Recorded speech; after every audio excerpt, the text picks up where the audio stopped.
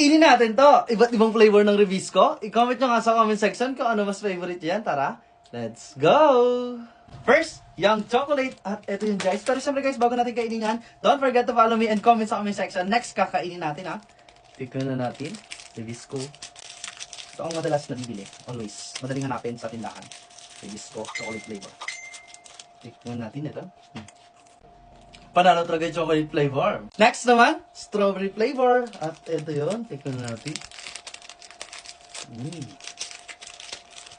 Ito strawberry. Ako lang ba, napapansin niyo, pagkakain ka ng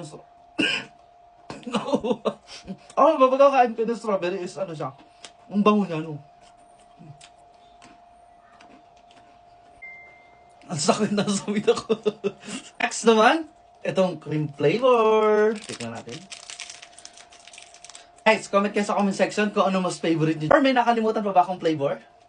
Tikman natin yun. Susunod. Ito.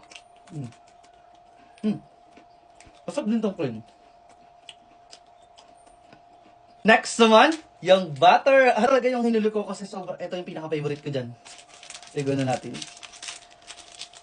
Yan, mas gusto ko yung butter niya compare sa ibang mga flavor. Pero kinakain ko pa rin naman.